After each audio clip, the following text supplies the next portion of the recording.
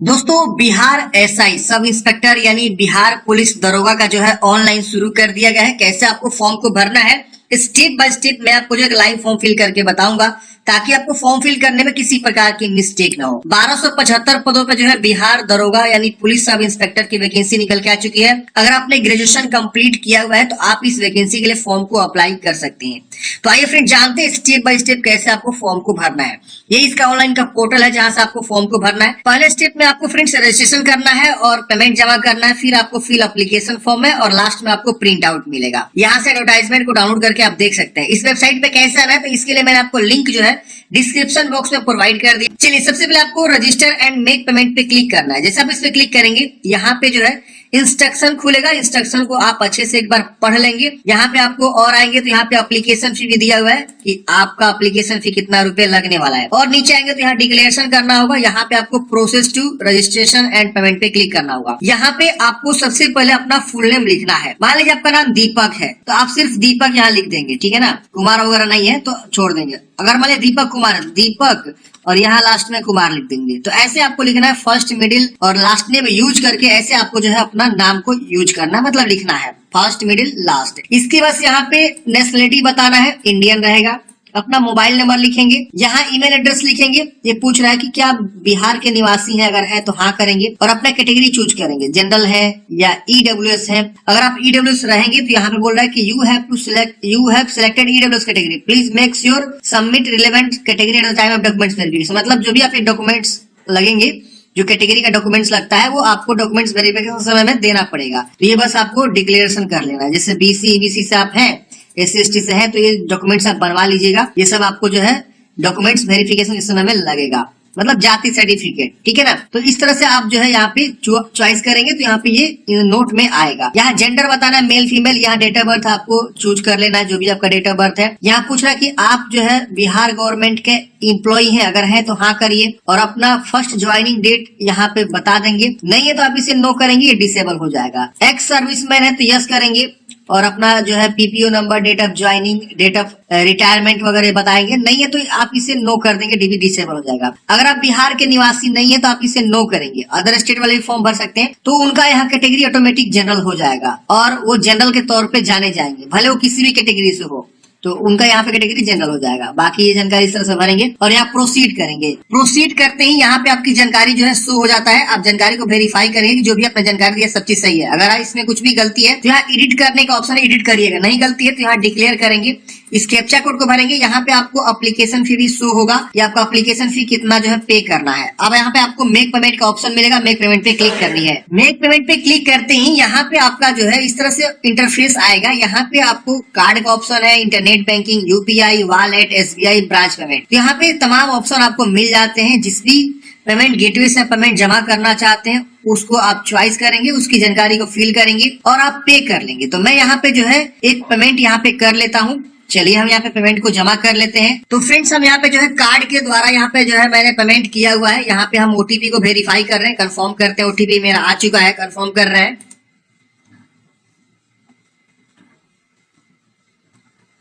तो friends payment करते ही मेरा इस प्रकार से देखिए जो है रजिस्ट्रेशन आईडी मिल चुका है। हम इस रजिस्ट्रेशन आईडी को नोट कर लेंगे और यहाँ पे आपको यहाँ एक बटन मिलता है process to fill application form. आप इस पे क्लिक करेंगे और यहाँ पे बोल रहा है कि प्रिंट द पेमेंट रिसिप्ट। तो आप यहाँ पे क्लिक करके पेमेंट रिसिप्ट को भी प्रिंट जरूर रख लेंगे, आगे फ्यूचर में काम आ सकता है। आप इसको क्लिक करिए और आप जो इसे डाउनलोड कर लीजिए। चलिए यहाँ करते हैं fill to application form. Fill to application form पे क्लिक करते हैं। यहाँ पे अगेन गाइडलाइंस खुल जाएगा। गाइडलाइंस को पढ़ेंगे अच्छे से और यहाँ नीचे आना है। यहाँ पे सभी गाइडलाइंस दिया हुआ है, यहाँ टिक करेंगे और यहाँ पे process to fill application form पे क्लिक करेंगे। अब यहाँ पे आपकी जो जानकारी है यहाँ ऊपर में शो होता है। यहाँ पे आपको पोस्ट का चॉइस करना है। तो यहाँ पे सब इंस्पेक्टर एक ही पोस्ट आएगा। यहाँ पे अपना फादर्स नेम लिखेंगे, यहाँ पे मदर्स नेम लिखेंगे। थोड़ा सा स्क्रॉल डाउन करेंगे। यहाँ पे आपको मैरिटल स्टेटस बताना है, मैरिड है कि अनमैरिड है। यहाँ पे आपको एक आईडी कार्ड का चॉइस करने से Aadhaar card, voter ID card, PAN card, passport, driving licence या राशन कार्ड या बर्थ सर्टिफिकेट, इसमें से कोई भी आईडी प्रूफ आप चूज करेंगे और जो भी आईडी प्रूफ आप चूज करेंगे उसकी संख्या जो होती है यहाँ लिख देंगे। मान लीजिए आप पैन कार्ड चूज करेंगे तो पैन संख्या लिख देंगे, वोटर आईडी कार्ड चूज करेंगे वोटर आईडी संख्या लिखेंगे, पासपोर्ट चूज करेंगे पासपोर्ट नंबर लिखेंगे, ड्राइविंग लाइसेंस चूज करेंगे तो डीएल संख्या लिख देंगे यहाँ पे, ठीक है ना। तो ये लिखना है आइडेंटिटी कार्ड में। अब यहाँ पे आइडेंटिफिकेशन मार्क्स, आइडेंटिफिकेशन मार्क्स का मतलब ये होता है कि बॉडी में कोई पहचान आप बतानी है, जैसे तिल का निशान, कटा का निशान, जला का निशान, जो भी बॉडी में पहचान है उसको आप अंग्रेजी में यहाँ लिखेंगे। जैसे मान लीजिए तिल का निशान है आपके सर पे, तो अ मोल ऑन हेड ऐसे आपको लिखना है, या फिंगर में है तो a mole on left side finger या लेफ्ट हैंड, जो भी है उस तरह से आपको बताना है। वार्ड ऑफ फ्रीडम फाइटर है तो यस करेंगे और उसका जो है बताएंगे पोता पोती नतनी क्या है, और उसका सर्टिफिकेट नंबर और कब इशू करवाए हैं ये आप यहाँ पे क्लेम कर सकते हैं। नहीं है तो आप इसे नो कर देंगे। यहाँ पे अपना जो है एजुकेशनल क्वालिफिकेशन की जानकारी भरना है। यहाँ पे देखिए आपको मैट्रिक की जानकारी भरना है। मैट्रिक का जो है बोर्ड का नाम लिखेंगे तो बीएससीबी बोर्ड, बिहार बोर्ड से है तो बीएससीबी बोर्ड लिख सकते हैं। अब यहाँ पे आपको पासिंग सर्टिफिकेट नंबर लिखना है, तो सर्टिफिकेट के अकॉर्डिंग जो है यहाँ पे आपका सर्टिफिकेट नंबर होता है। आप जब सर्टिफिकेट लिखवाए होंगे तो आपको जो है जरूर होगा, उस पे आप देखेंगे साइड में लिखा रहता है, ऊपर में भी लिखा रहता है, वो सर्टिफिकेट नंबर यहाँ लिख देंगे। इसके सर्टिफिकेट इशू डेट, कब वो सर्टिफिकेट इशू हुआ यहाँ से आप जो है बता देंगे। देखिए हमें मार्कशीट नहीं मांग रहा है, यहाँ मांग रहा है सर्टिफिकेट। आप सबको पता है कि मार्कशीट अलग होता है, सर्टिफिकेट अलग होता है, तो मार्कशीट की जानकारी यहाँ पे नहीं देनी है, आपको सर्टिफिकेट की जानकारी देनी है, जिसको हम लोग सनद भी बोलते हैं एक तरह से। प्रोविजनल सर्टिफिकेट एक आता है और बाद में 1 साल बाद जो है ओरिजिनल सर्टिफिकेट आता है। तो ओरिजिनल सर्टिफिकेट के अकॉर्डिंग जानकारी भरेंगे। यहाँ पे आपको पासिंग सर्टिफिकेट नंबर और इसके बाद से यहाँ पे सर्टिफिकेट इशू डेट आपको यहाँ पे बता देना है। फिर ग्रेजुएशन की जानकारी यहाँ पे मांग रहे हैं तो ग्रेजुएशन का यूनिवर्सिटी का नाम आपको लिखना है। यहाँ पे पासिंग सर्टिफिकेट नंबर, तो ग्रेजुएशन का आपने सर्टिफिकेट जरूर जो है मंगवाया होगा तो वो पासिंग सर्टिफिकेट नंबर यहाँ लिख देंगे जो भी होगा। और यहाँ पे सर्टिफिकेट इशू डेट, कब वो सर्टिफिकेट इशू हुआ है उसकी यहाँ पे जो है डेट मंथ ईयर चूज कर लेंगे। तो इस तरह से भरना है। अगर आपने पीजी किया हुआ है तो पीजी की जानकारी भर सकते हैं, पीजी नहीं किए हैं तो आप इसे छोड़ दीजिएगा। यहाँ पे एक चीज विशेष ध्यान देंगे, यहाँ पे जो पासिंग ईयर है वो यहाँ पे तो आएगा, दिसंबर नवंबर अक्टूबर तमाम ऑप्शन आ रहे हैं, बट यहाँ पे जो एडवर्टाइजमेंट में दिया गया है कि अभ्यर्थी की शैक्षणिक योग्यता दिनांक 1 अगस्त 2023 तक किसी मान्यता प्राप्त विश्वविद्यालय से स्नातक परीक्षा उत्तीर्ण होना जो है चाहिए। तो यहाँ पे 1 अगस्त 2023 के बाद का रहेगा, तो हो सकता है कि आगे चल के आपका जो है फॉर्म रिजेक्ट हो जाए। ध्यान रहे, समझ रहे हैं, डॉक्यूमेंट्स वेरिफिकेशन आपको छांट दिया जाए। एडमिट कार्ड तो आ जाएगा, कोई दिक्कत नहीं, लेकिन डॉक्यूमेंट्स में छांट जाएंगे आप। तो इसलिए यहाँ पे 1 अगस्त 2023 के बाद आपका क्वालिफिकेशन पास आउट है आप ग्रेजुएशन, तो आप यहाँ पे एलिजिबल नहीं है, ठीक है ना। तो इस चीज को ध्यान देंगे। तो यहाँ पे पासिंग ईयर 1 अगस्त के पहले का होना चाहिए, 1 अगस्त 2023 के पहले का।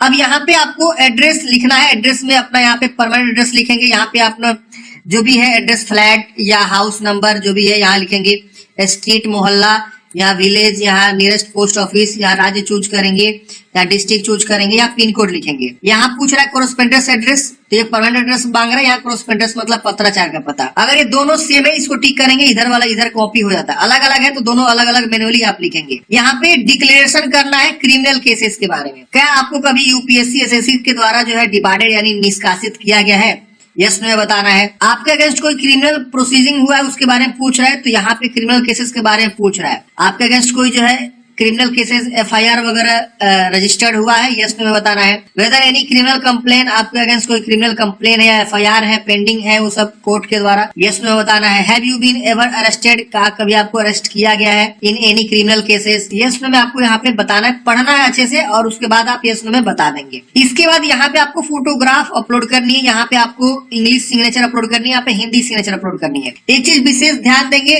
फोटोग्राफ का यहाँ पे स्पेशल गाइडलाइंस है। मैं आपको दिखाता हूँ, फोटोग्राफ इन्होंने नोटिफिकेशन में दिया हुआ है। हालांकि यहाँ पे ये लोग बता रहे हैं ऐसे फोटोग्राफ होना चाहिए, देख रहे ना, ये दोनों जो टिक साइन है ये ऐसा फोटोग्राफ, लेकिन यहाँ पे जो है इन्होंने एक स्पेशल नोटिफिकेशन में दिया हुआ है कि फोटोग्राफ किस प्रकार से होना चाहिए। मैं आपको दिखाता हूँ। पेज नंबर 12 पे और 13 पे जानकारी दिया हुआ है कि आवेदक का फोटोग्राफ रंगीन एवं 2 माह के अंदर खींचा हुआ होना चाहिए, जिसका बैकग्राउंड सफेद हो, मतलब सफेद बैकग्राउंड का जो है फोटोग्राफ आपको यहाँ पे अटैच करना है। 15 से 25 केबी के बीच जेपीजी फॉर्मेट में होना चाहिए। हिंदी अंग्रेजी सिग्नेचर आपको काली या नीली स्याही से अलग अलग आपको अटैच करना है। तो यहाँ पे फोटो का स्पेशल गाइडलाइंस है, आप इसी गाइडलाइंस के अकॉर्डिंग जो है आप यहाँ पे क्या करेंगे देंगे, क्योंकि ये नोटिफिकेशन है, पूरे पब्लिकली ये शेयर किया गया है, इस पे ध्यान नहीं देंगे। यहाँ पे हालांकि दिया हुआ इस तरह से सही है, तो ये गाइडलाइंस यहाँ पे दिया हुआ है। चलिए हम इसे जो है फोटोग्राफ को यहाँ पे अटैच करते हैं और यहाँ पे भी आपको सारा जानकारी दिया हुआ है, फोटोग्राफ से रिलेटेड जानकारी जो भी है, साइज वगैरह भी। तो आप फोटो को चूज करेंगे, फोटो यहाँ शो हो जाएगा। सिग्नेचर को चूज करेंगे, सिग्नेचर शो हो जाएगा। इस तरह से आप सिग्नेचर फोटो चूज कर लेंगे और यहाँ पे आपको प्रोसेस करना है। जानकारी लिख के जैसे आप सबमिट करेंगे, यहाँ पे प्रीव्यू एंड कंफर्मेशन पेज आएगा। मतलब ये कि आप एक बार जानकारी को अच्छे से वेरीफाई कर लीजिए कि जो भी आपने यहाँ पे जानकारी दिया है सब चीज सही है, आपने जो भी दिया वो गलत तो नहीं है कहीं। अगर गलत है तो आप यहाँ एडिट डिटेल्स का ऑप्शन मिलेगा, एडिट डिटेल्स पे क्लिक करके एडिट करिएगा। नहीं गलत है इसको डिक्लेयर करना है, इस कैप्चा कोड को यहाँ भरना है और सबमिट एप्लीकेशन फॉर्म पे क्लिक करना है। सबमिट करते ही आपका फॉर्म सबमिट हो जाता है। यहाँ प्रिंट का ऑप्शन आ जाता है, आप इस प्रिंट पे क्लिक करेंगे और आप प्रिंट आउट निकाल के हार्ड कॉपी अपने पास सुरक्षित रख लेंगे। ये था फ्रेंड्स कंप्लीट प्रोसेस कि किस प्रकार से आपको जो है बिहार दरोगा एसआई का फॉर्म को भरना है। अगर आपके मन में कोई भी डाउट है, कमेंट है, आप कमेंट बॉक्स में पूछ सकते हैं। कोई भी दिक्कत हो आप हमें कमेंट बॉक्स में पूछ सकते हैं। कोई भी डॉक्यूमेंट्स अपलोड करने की आवश्यकता नहीं है, यहाँ पे सिर्फ आप अपनी इंफॉर्मेशन को देकर जो है फॉर्म को सबमिट कर देंगे। फोटो सिग्नेचर ही अपलोड करना है। सिर्फ मिलता है किसी नेक्स्ट वीडियो में। जय हिंद।